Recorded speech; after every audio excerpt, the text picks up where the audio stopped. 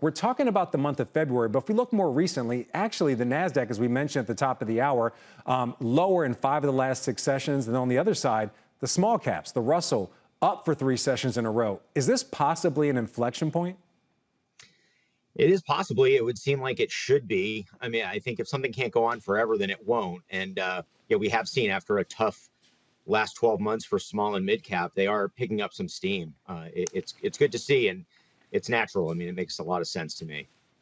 Josh, I know it makes a lot of sense to you. I was leading you a bit. You're one of those people, you come on the show, you're a big fan of the small caps. In fact, you think right now small caps are pretty affordable. I'm looking at your data right now. You say the S&P 400 mid-cap index, I should say, so it's small and mid-caps, trading at about 15 times forward earnings, lower than the S&P, trading at about 21 times forward earnings. But small caps are still lagging. So give me a sense, with rates higher, what's the argument to stick with small caps? Yeah, I think that, I mean, some of it is, inevitably there will be some rebalancing and all it takes is, a few good weeks or a few bad weeks of some of these, large cap tech stocks to roll over and people will realize that, okay, that game might be over. I think more than that on a fundamental basis, certainly put quite simply, they're the future large cap stocks potentially, but even more so, a lot of cash sitting on the sidelines, about Right. 7 trillion on the balance sheet of S&P 500 companies, about 3 trillion plus in private equity dry powder. And there's a case to be made that at this point in the cycle, M&A could come back and might make sense, Right. kind of buy growth, buy efficiency. And so I think that is something to keep in mind as well. All right. By the way, you have a lot of company when it comes to that small caps argument. Tom Lee, for example, from Fundstrat, he believes small caps are going to rally as much as 50% this year. I want to come to something else where you're a bit of a contrarian. So you sent us some notes. I want to make sure I'm reading this right, Josh. You say, and I'm looking at it, you think the Fed may be near the end of its rate hikes. I think everybody else thinks they're about to cut. So you think a hike is even a possibility? No.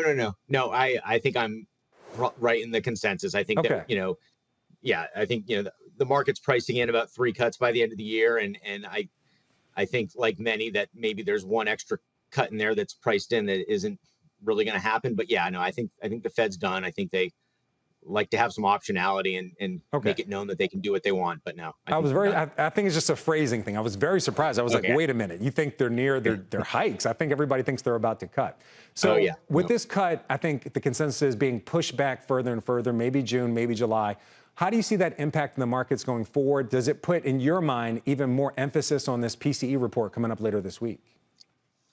Yeah, well, it's funny because it just kind of started to percolate a little bit more in my head that, 3 or 4 months ago, we talked almost exclusively about the Fed and earnings was an afterthought. I think this quarter, it strikes me that, earnings have been a lot stronger than expected. I think 70 or 80% of companies have reported better than expected, revenue and earnings. And there's been some measure of growth. And I think the market is taking kind of the bad news about rate cuts. We thought there were going to be 6, now 3 this year, and they're going to start a lot later if, in May, June, or June, July rather. Right.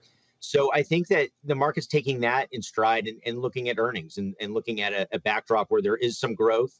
And certainly we see it in companies like NVIDIA where there's truly real growth and all of that, but also just in the aggregate, it's been a strong quarter. And I think, investors are taking solace in that.